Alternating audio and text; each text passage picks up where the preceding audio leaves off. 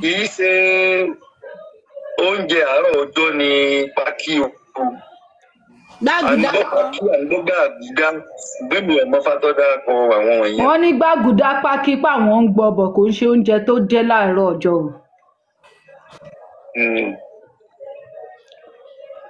Wàhálà ti délẹ̀ báyìí. Well, we learn every day. Kò ṣe wàhálà ìmọ̀ ni.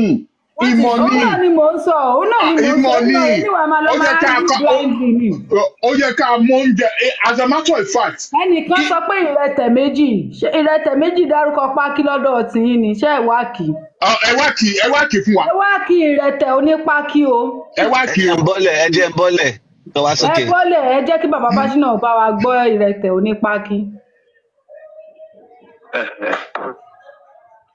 Ó dùn mí pé bàbá Fáṣínà tí ní much followers. Ẹ bá mi gbé bàbá ẹ̀gbọ́n avó àbí Gabriel àbí kí lorúkọ wọn wá sókè. Ajá ìdí ẹ̀gẹ́ kì í jẹ́ kí wọ́n gun ẹ̀gẹ́. Iṣẹ́ ń gbọ́? Wọ́n ní ó yá ẹ bá wa kì í Gabriel. Ẹ làbọ̀ wẹ́ làbọ̀ yòó.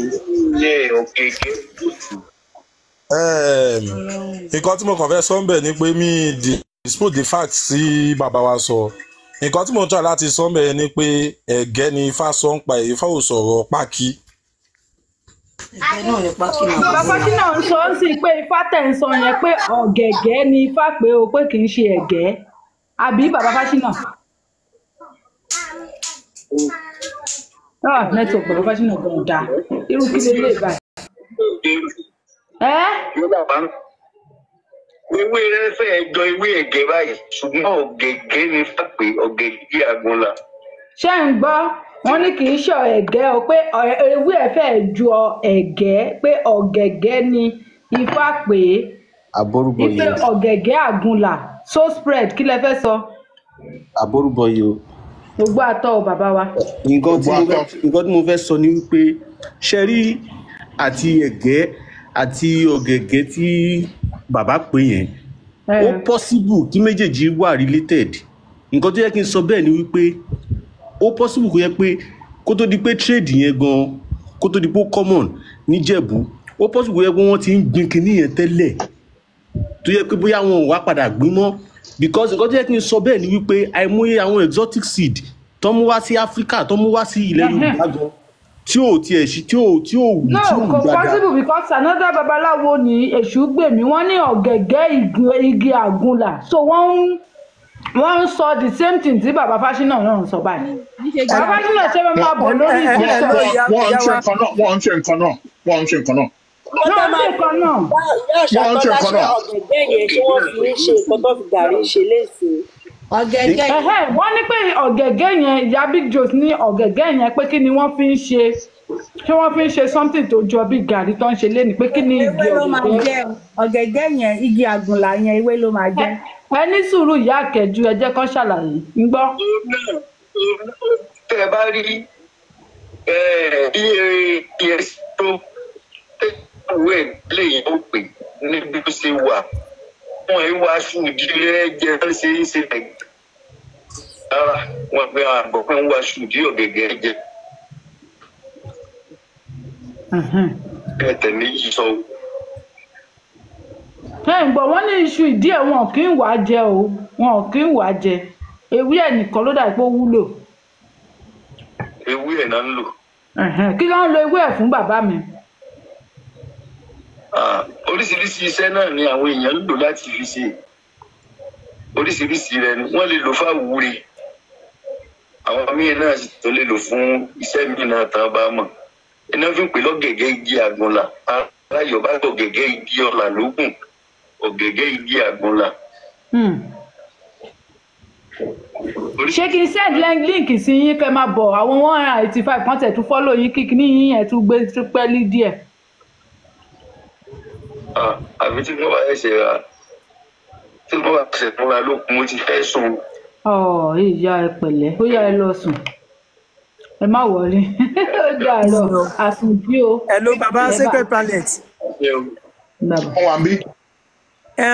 Ṣé ti rí a lot of àwọn tribe kan wà táwọn náà claim superiority lórí ọ̀rọ̀ gàrí yìí Irobo pẹ̀lú Ìgalà then ti Brazil tẹ̀ ń sọ yẹn I think it's farofa something similar to gàrí. no nǹkan kan náà ni àwọn náà ní gàrí nǹkan náà ní èdè wọn ni. mo máa lọ wo orúkọ bàbá lórí YouTube lórí TikTok ó yẹ kí ẹ lè tẹ̀lé wọn bàbá Fáṣínà Ifáṣínà bàbá lọ́lá ẹjọ́. ẹ mọ̀ pé àwọn oúnjẹ mi náà wà tẹ́ pé. àwọn náà ṣe máa ń ṣe ni. Black Arrow ẹ ní sùúrù ẹjọ́ ẹ̀yin tẹ́ bá fẹ́ follow bàbá wa tí mo bá sọ̀rọ̀ tán sìn yìí Ifáṣínà Babalọ́lá Ifáṣínà lórúkọ wọn. Okay. Lórí Facebook àbí?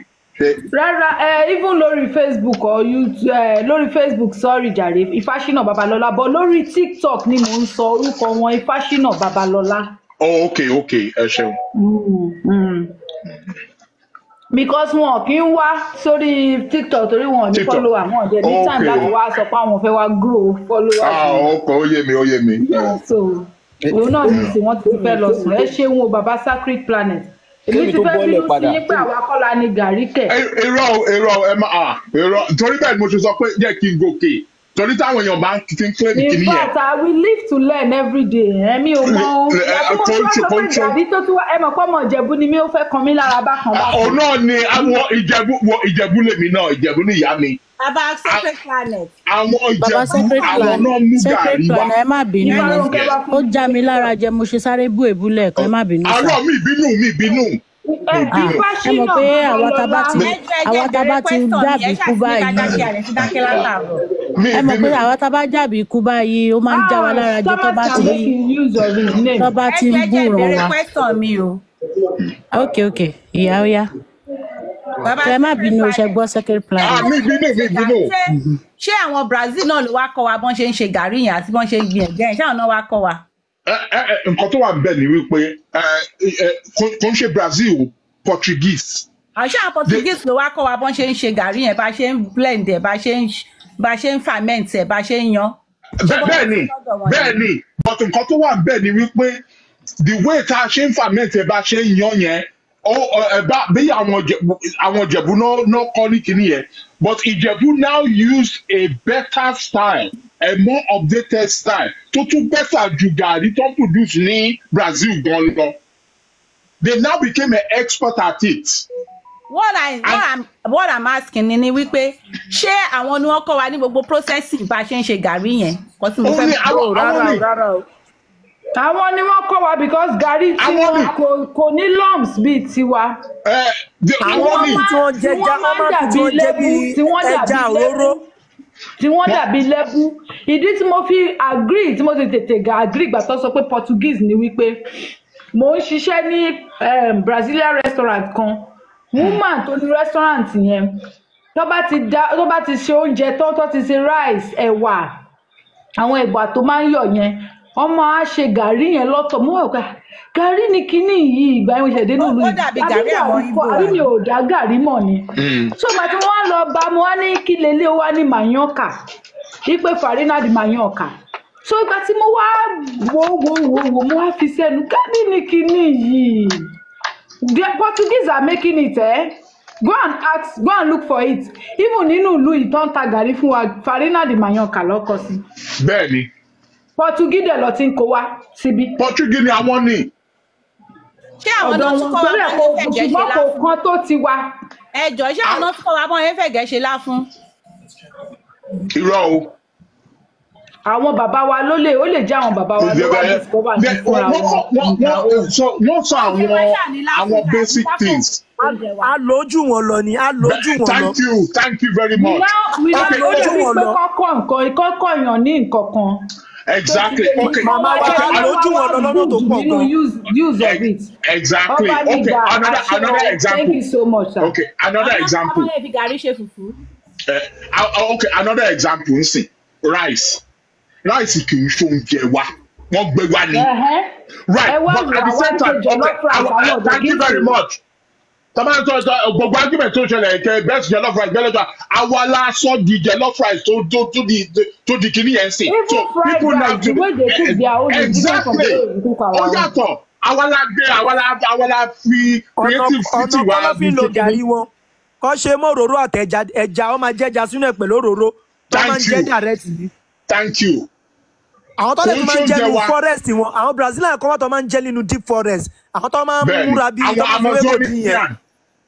Yes bẹ́ẹ̀ ni wọ́n máa ń jẹ́ rọ̀ wọ́n máa bú sẹ́nu wọ́n máa bú sẹ́nu máa jẹ́ báyìí but a lójú wọn lọ lọ́nà kan náà gan. bẹ́ẹ̀ni. a lójú wọn lọ gan. àwọn ọ̀gádà máa ń ṣe kíní wọn ni wọ́n máa ra àbí gàrí wọn wọ́n máa ń rò bí ẹmọ bí kan bígbà tí yàn ro nǹkan bígbà tí yàn po ògì wọ́n ṣe máa ń. Aṣíwájú relax ẹ má bínú ẹni one by one ó ká wa lára ni o. Correct. Educated stream, you are correct. Àwọn Senegalese no ṣe jollof rice. But ọwọ́ wọn láti gbà. Baba Sacred Planet tẹ bá jẹ rice Senegal ẹ má bínú dáadáa ló ń sè. Irọ́ jollof rice wọ́n dùn o. Tẹ bá mọ̀ jollof rice wọ́n dùn o mi ní kúrò. Bẹ́ẹ̀ lè fi jollof rice wọ́n wé jollof rice. Bàbá mi jollof rice wọ́n yàtọ̀ sí ti tiwa. Ṣé ń gbọ́ ẹgbọ́n mi sà? Ẹgbọ́n mi gbogbo lé. Àwọn Senegalese wọ́n máa fi cabbage oríṣiríṣi ẹran ló máa ń fi sí jollof rice so it's different bó ó yàtọ̀ sí ti tiwa ó dẹ̀ yàtọ̀ sí ti Togolese ó yàtọ̀ sí ti Ghana náà. Bẹ́ẹ̀ni. àwọn kan tún wà ní Peru Papua New Guinea orí kíní bamboo tree yẹn ló tún máa fi ṣe gàrí tiwọn wọ́n máa fún gan tó bá yọ tó máa sá ó máa gbẹ wọ́n máa jẹ bẹ́ẹ̀ wọ́n máa yí wọn lẹ́nu báyìí wọ́n máa jẹ wọ́n máa fún mẹ́nu. ẹ kalẹ́ o ẹ kalẹ́ ẹ jẹ́ mo lè make a quick correction kan ẹ jọ̀ọ́. Okay. Bàbá wa sọ wípé àwọn pé rice yí pé àwọn òyìnbó ló mú wá ó wrong o. Mi sọ pé òyìnbó ló mú wá o. There is West African rice which has been planted for over 3,500 years in Africa. It's very you lè pronounce orúkọ the scientific name. I understand. It's kind of very similar to an Asian rice, but there's always rice still one in West Africa before Koyibo today. Number one, mi sọ pé Ìbò ló mú wá o. Okay sir. Àwọn number one. Wọ́n sọ pé Ìbò ló mú wá. Mi sọ pé Ìbò ló mú wá. Wọ́n ní kò ń ṣoúnjẹ wa gangan. Kò ń ṣoúnjẹ wa. Okay, rice tó ń sọ yẹn ní West Africa yẹn, kí lorúkọ ẹ̀ ní Yorùbá? Good question. Mo lè má mọ̀, I understand, and mo lè má mọ̀. Òun ló jẹ́ ká bastardize ẹ̀ sílẹ̀. Ọ̀rẹ́ orúkọ. Research ẹ̀. Research ẹ̀ and I will get back to you. Ẹ bá ṣe research ẹ̀. Màá sọ fún yín. I will bet you any money. Kò sórúkọ, kò lórúkọ. Òun ló jẹ́ ká bastardize ẹ̀ sílẹ̀ sí. Ọ̀fadà rice but kò ṣe pé àwa náà ìrẹsì ló ń pè. Bàbá Sacred Planet a ní láti gbà pé àwọn West African brothers neighbors wa kan wà táwọn náà ní àwọn kankan bí oúnjẹ tó strong so tó bá ti dárúkọ West African gbogbo ẹ̀kọ́ la máa relate mọ́ Yorùbá.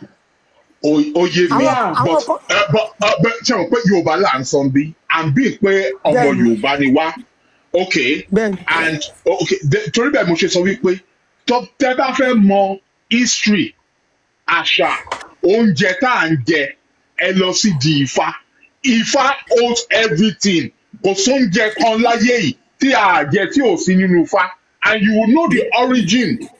Because our ancestors were not together. Thank you.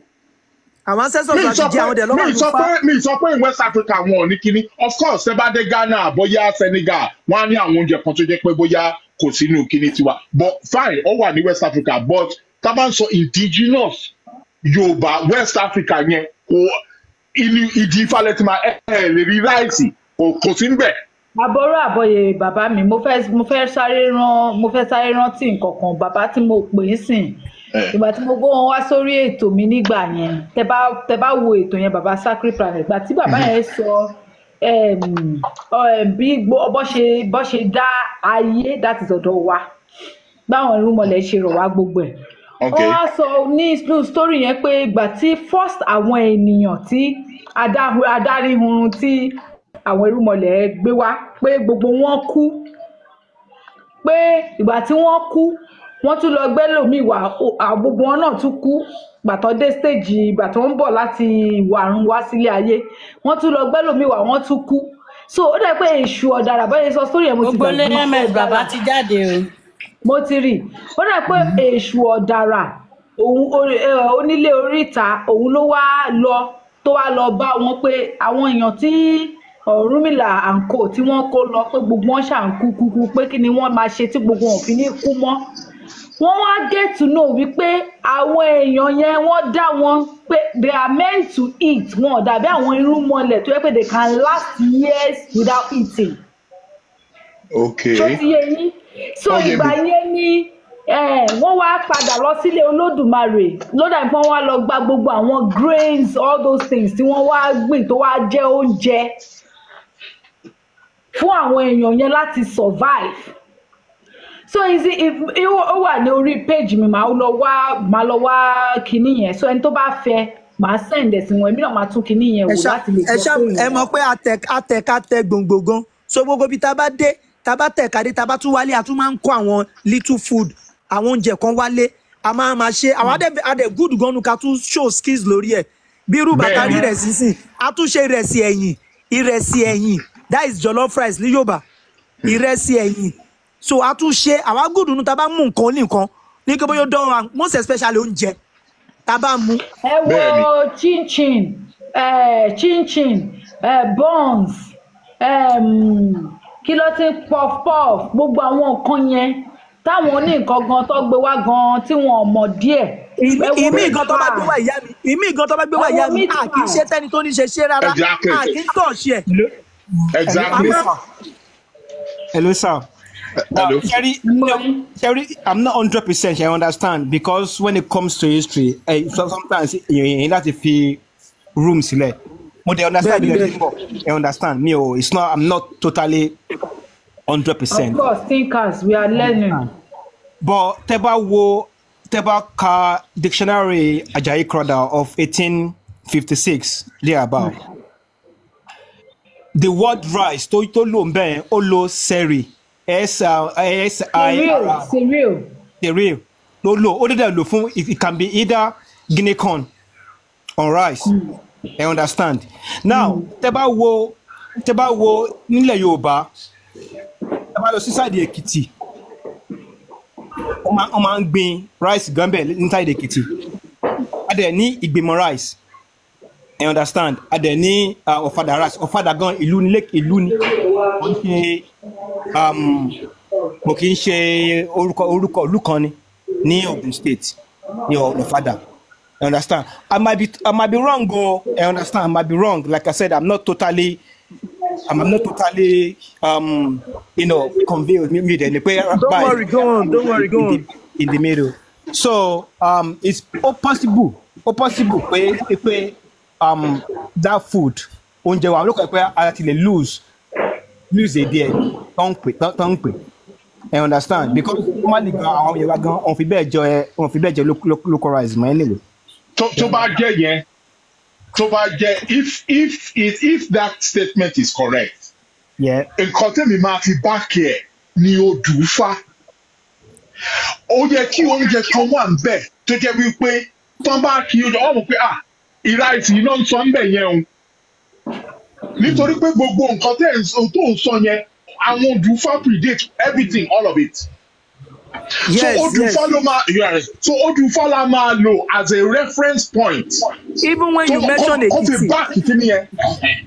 mention Èkìtì àwọn kan wà tẹ́ pé orúkọ àwọn gods wa gan wà tó pọ̀ tẹ́ pé Èkìtì ló ti ṣẹ̀ wá wọ́n dẹ̀ máa dárúkọ gbà tó ń jẹ wọn nínú Ifá. Thank you. wọ́n máa dárúkọ ń jẹ wọn nínú Ifá bẹ́ẹ̀. Because if you notice Èṣù ó gba most of top people Èkìtì ni ẹ máa rí ilé kíní kan lẹ́kìtì and these people are in Ifá. Wọ́n máa sọ̀rọ̀ ìmúra wọn ìṣe wọn pẹ̀lú oúnjẹ wọn. Exactly. a ní backups rice ń ṣe nǹkan wa kò ń ṣe kò is not apple. bọ́ mo kàn mọ̀ pé agúdù débi pé ta bá mú oúnjẹ kan a kì í fọwọ́ kan tí wọ́n ṣe a máa ń ṣe lọ́dọ̀ tiwa ni òun ló máa ń jẹ́ ká claim àwọn oúnjẹ kan. Uniquely. If you notice the time they use for Ọ̀yọ́, ají ṣe bí Ọ̀yọ́ láàrí, Ọ̀yọ́ jẹ́ jí kó ṣe bí bàbá ẹnì kankan. Kò sí nǹkan táwọn pípù yẹn gbá mú, wọ́n máa ṣe in their way ni. Wàá tún wò pé nǹkan tá fún yín ilẹ̀ tún ṣe báyìí. Bẹ́ẹ̀ni. So we are very unique. So no doubt anybody lè gbóúnjẹ wá now. But mo kàn mọ̀ pé Yorùbá ò kì í ṣe oúnjẹ wọn bí tó bá ṣe ṣe nílùú ẹ̀ ó lè rí bẹ́ẹ̀. Exactly. Ẹ wo okay. You take Indomie. Àwa la sọ Indomie di nǹkan tí tó di. Ìkànṣe oúnjẹ wa Chinese, Italo, àwọn náà gbé noodles ẹ̀mí ní gbogbo kíní wa. Oúnjẹ wọn ni but ẹ wo nǹkan tá a sọ di. Ẹnìkan sọ meat pie lẹ́ẹ̀kan. Meat pie is not our kíní. Àwọn Northern European. Tí àwọn China bá ṣe Indomie yẹn omi ṣòroṣò ni o. Ẹ mú mọ. Ọmọ táwọn bá ṣe a máa fi ẹyin tí a máa fi gbogbo ẹ̀. Ṣé mo ye noodles oríṣiríṣi táwa ti ní sìn? Ọmọ 17 á dìde nínú kitchen ẹ̀ á ṣe different Indomie oríṣi bíi 20 fún yín. Bẹ́ẹ̀ni. Lẹ́gbàá àwọn Chinese gan máa fọ́ ọmọ Chinese gan pẹ́ kí tún lè léyìí báyìí torí Ọlọ́run. Exactly.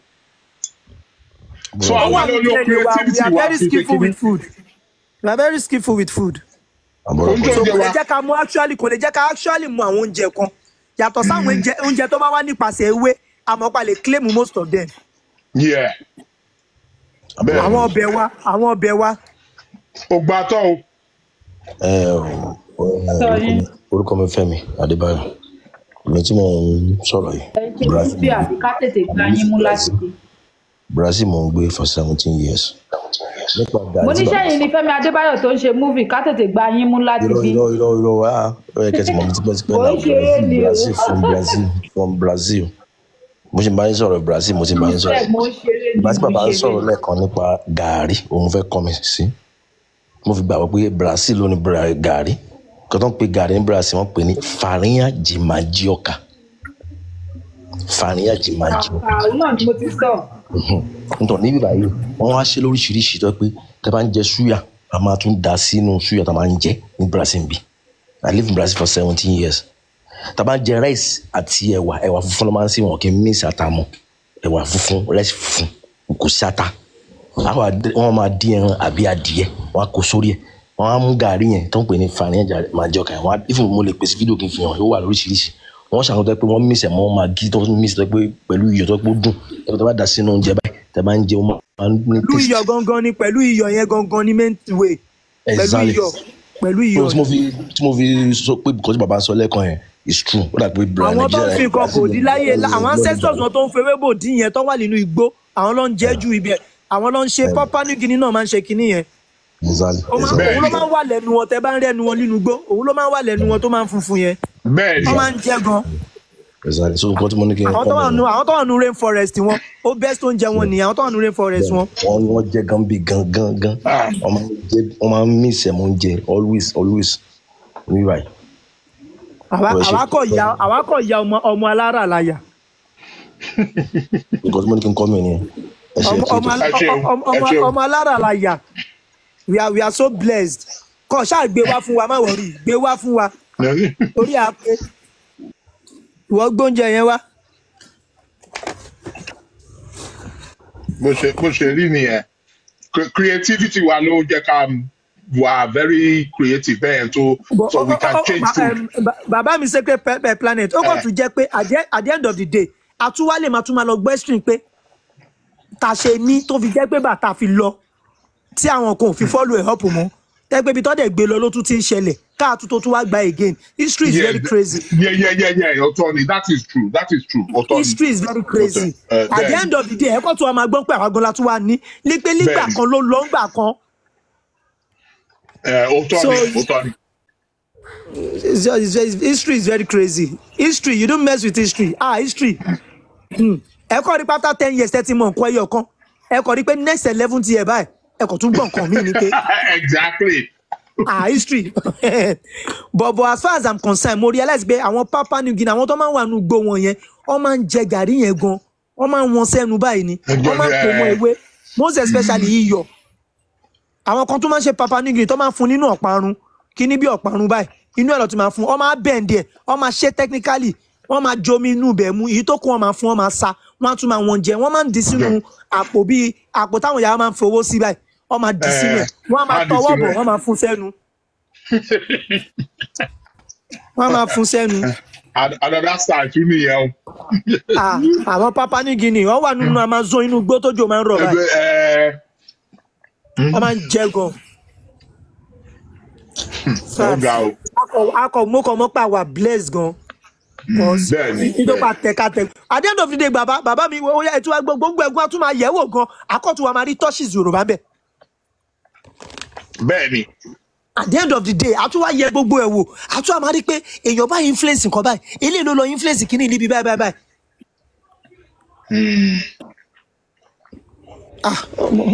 We are just history law.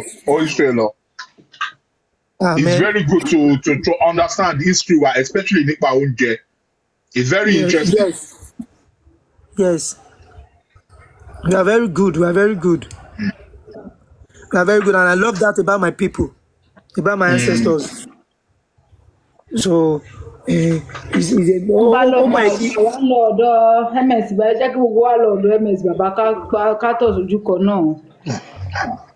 Okay. I love you all. Okay.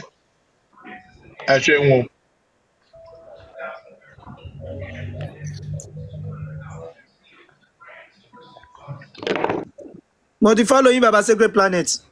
Èmi náà máa follow yín padà, no problem. Kò sí wàhálà.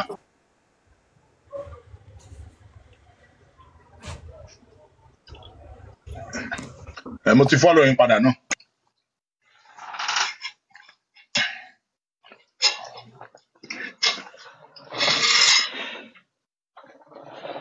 So, ọ̀dọ̀ bàbá ta ló sọ fún wọn sí?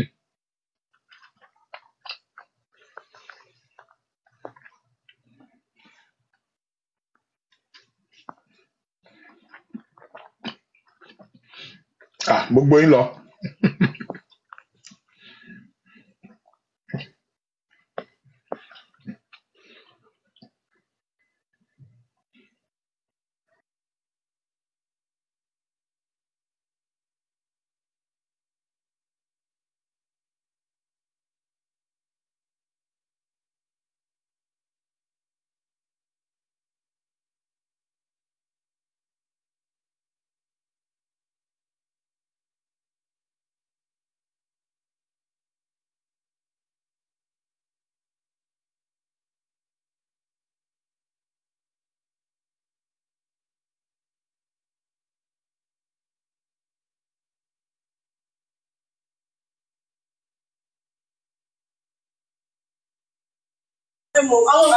Gbogbo ẹ̀yin ìyá wa ẹ̀yin bàbá wa ẹ kú atótónu láti àárọ̀. Àǹtí mi Big Joes.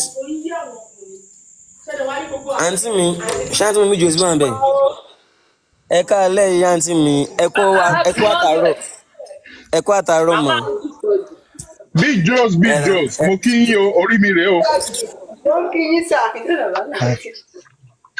Àǹtí mi tinú fa ṣe wà pa. Bàbá wa Abolúbọyè, bàbá wa Sacred Planet. Tinúfa, àǹtí mi Tinúfa, ọmọ àgùntàn. Ẹ jẹ́ kí n béèrè question lọ́wọ́ ọmọ ìjọ. Ẹ wo ní ọmọ àgùntàn? Bàbá wa Sacred Planet, ṣé pákí yẹ ṣé ẹ̀gẹ́ ni?